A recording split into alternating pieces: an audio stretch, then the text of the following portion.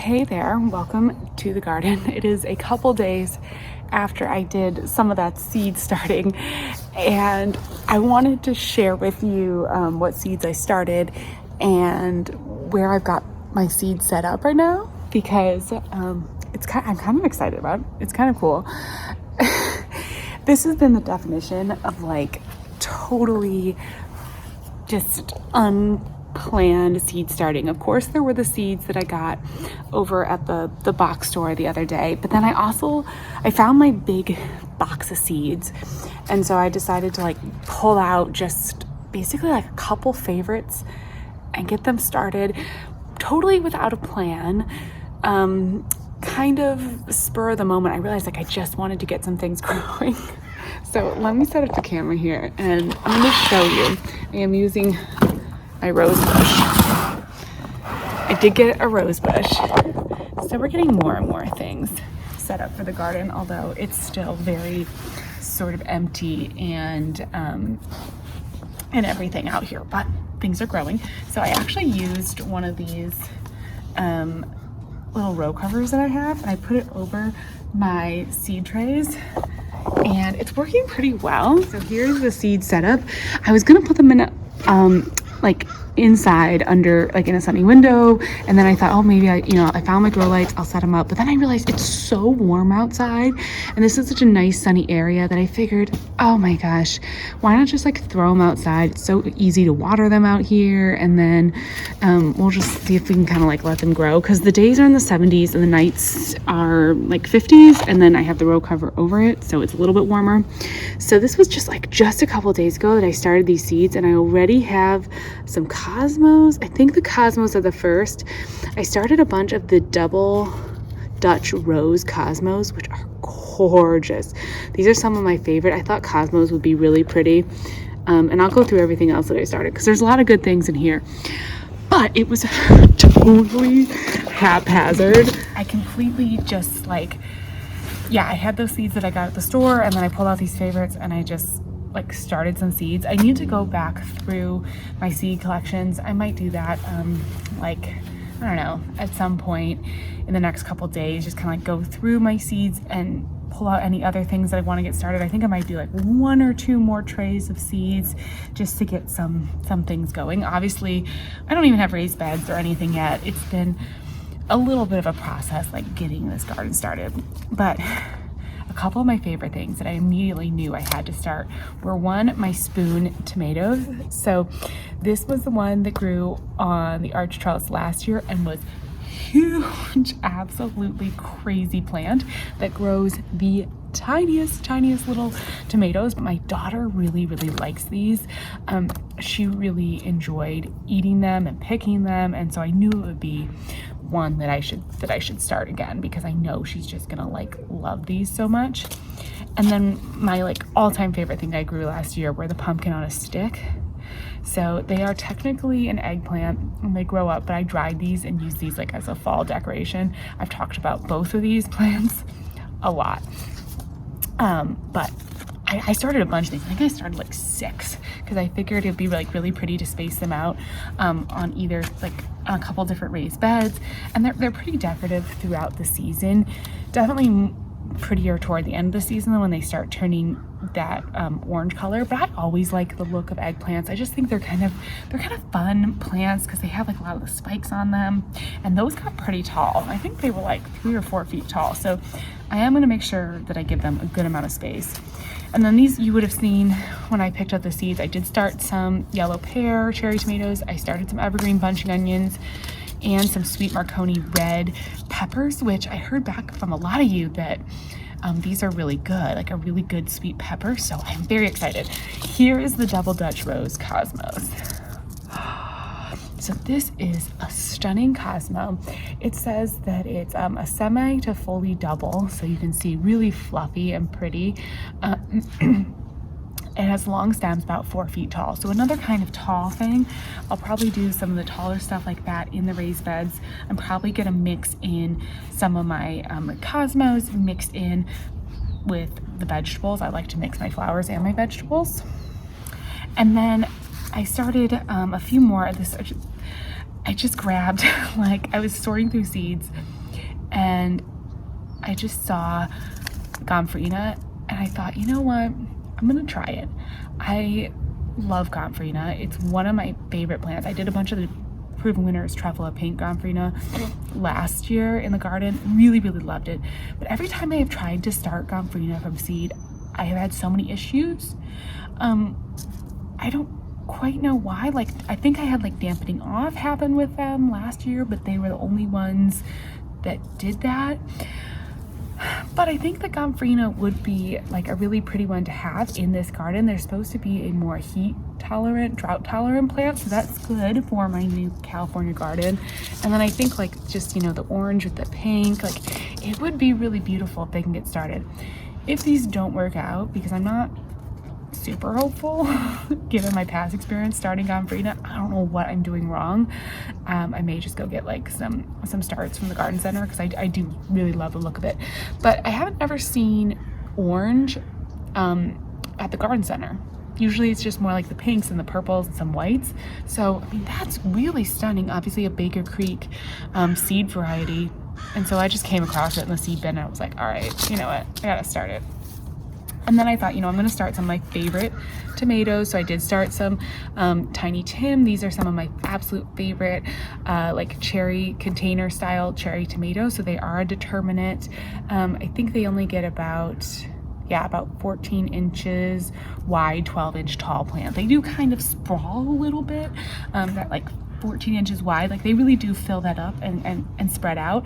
But I think it's really nice actually for a container, because sometimes some of the more like bush variety tomatoes are actually kind of like, they're small and they're kind of like leggy, and they just kind of grow up, I don't know, and just don't make like this really full bushy plant. But the Tiny Tims are actually a really full bushy bush style tomato, so a really like pretty as well as very productive plant. So I'm gonna put these either in containers or on the edge of the raised bed where they can kind of like ramble off the side of the raised bed. I think that would be good. And then here were a couple more that I picked up the other day. So a San Marzano, nice paste tomato, Cherokee purple, just like that solid tomato sandwich, heirloom tomato.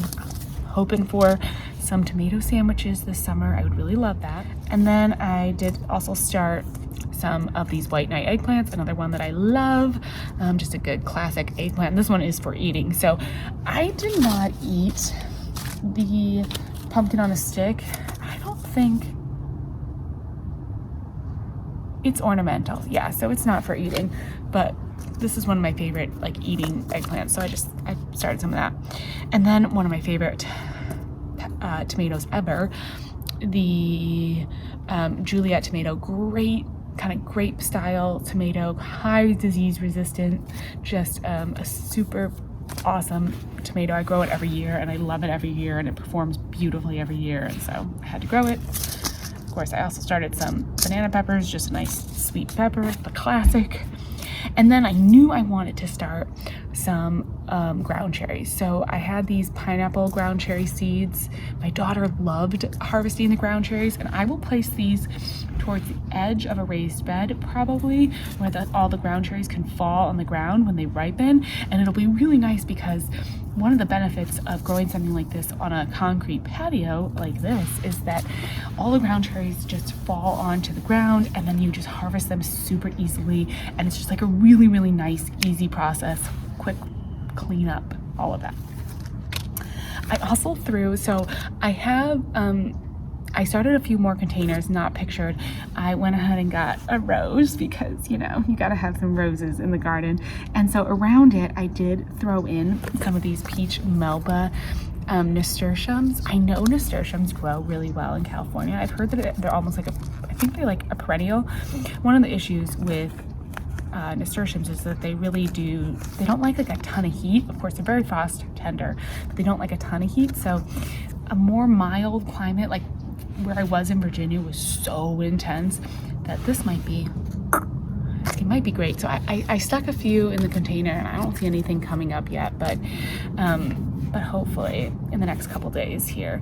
And then this was totally random, but last year when I was seed shopping, I just became obsessed with agerantum. I don't know if this happens to you ever, where you just like get completely into something, and I just like became obsessed that I had to have this in my garden, and it grew terribly for me. So the seeds that I started did not grow well. I even bought some in the garden center. They did not love my past garden. It just was not a fit. But I figured, you know what, we're in a new climate, we're in a new zone, and I've got a bit more sun here. They can handle some light shade, so I do have this sort of like shadier half of the garden. Maybe I'll stick them over there, but I thought we'll just see. I kind of did quite a few trays cells in here, and I'm like, we're just gonna see how they do. So I don't know. The insects are supposed to like it. I think it would be pretty, and then I think we're getting a good color mix, you know, because I'm trying to keep this in mind. Like, that's pretty combination. I don't know. I need to go back into my seed, as I said, into my seed boxes and pull out some more seeds and try to get like a garden plan going. But I'm just really winging it right now. So don't mind the garden shed, which is in disarray.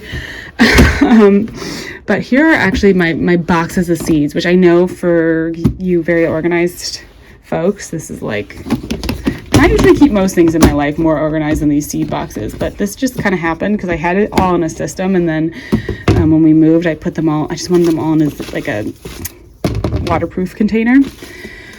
So I have some things pulled out, like of course you saw me get these, and I do want to start some of these ahead of time. And I started pulling out, you know, maybe I should do some Pinetree giant zinnias. I need to figure out what kind of zinnia I want to start this year. And so I just need to get into these. I've got to find I want to find some corn. I want to find a zinnia. I mean, I don't know. I'm definitely feeling that like all of my systems have been totally everything is moved. I feel like I don't know where anything is. And all of my systems, like even my seed, I just feel so discombobulated. All of my systems just in my whole life, like everything, I don't know where anything is. And I feel like especially with the garden, I don't know. I don't know where anything is. And the plans that I had, like I ordered a bunch of seeds in the fall and had all these plans, and it's sort of fallen away now that we've gotten here. And I'm being relaxed with myself about it, because you know what? It's fine. We moved. This garden is going to be a little different. And as I've been reminding myself and saying to remind myself, like I can always just go to the garden center and like pick up some tomatoes and put them in the raised beds and grab, you know, pop in a few zinnia seeds, and like it's fine. This is a temporary garden. We're only going to be here for a year. This is like a one season thing. So I'm trying not to be, you know, too stressed out about it. I am pulling out, you know, I see things like broom corn. This is one of my favorite corn. This will be a direct sown thing. And so I'm excited. Like I just need to get sowing. But I'm going to go through these and pull out a few more things and just do one more tray of like, I don't know, some flowers and stuff. Even a few zinnias that, although I would almost always direct sow them, if I do them in kind of like the plug style tray and I can get them out of there early enough and get them into the raised beds, then it shouldn't really be a problem for them to have been like in those plug tray cells. And then I'll just be a little further ahead. It's only January, so I really don't need to feel rushed for the garden. Like I'm also reminding myself, usually I don't start my garden until April, but because we're only here for a year and because I can technically grow things right now, I'm like feeling rushed. Gotta remind myself not to rush. There is time. There's always time. There's always a garden center.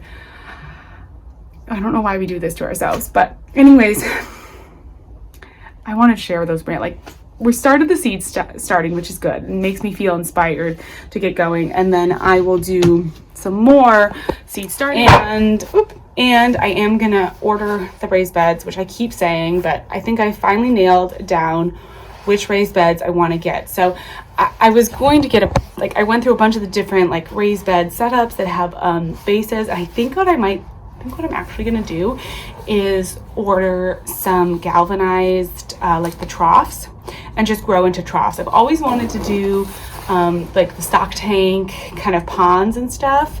So I know that in a future garden, I can take the troughs, like those galvanized water trough stock tanks, I can take them with me to my next garden. I can continue to grow in them and use them, or I can turn them into stock tank ponds, which is like, I think what I want to do. And I don't think I'm going to be upset about having a few to do different things with. So, yeah, so I think it's just going to be totally fine, but I think that's the route I'm going to go. There are so many other really wonderful different raised bed options, but the stock tanks are just kind of cool. And I don't know, one thing that's nice about them is you don't have to assemble them because they come fully assembled. So, you know, that's kind of nice as well. So anyways, that's my plan right now, and I just got to get those ordered and then fill them up with dirt and do all that, and then hopefully we can start planting. Maybe I might go try to just like find a garden center. I think when you're in this position like I am, and you're kind of like, what do I do? I think that, you know, just anything that gets inspiration, like that's what I've been trying to do, is just anything that gets inspiration. So I think I'm gonna go to the garden center. I've been watching lots of like garden YouTube videos, and I'm just gonna keep myself inspired. So I feel like that's progress, you know, we got something going. Let me show you the dahlias. It's only been a few days. The dahlias have started to sprout. I can see the first sprout growing. That is going to be the Nordwicks Glory. Is it Glory? Nordwicks Glory. Really, really pretty dahlia, and it started to sprout. So you can see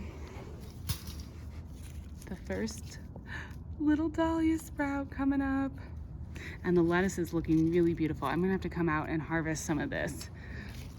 Love container lettuce. Well, as always, thank you so much for watching, and I'll talk to you again soon. Bye.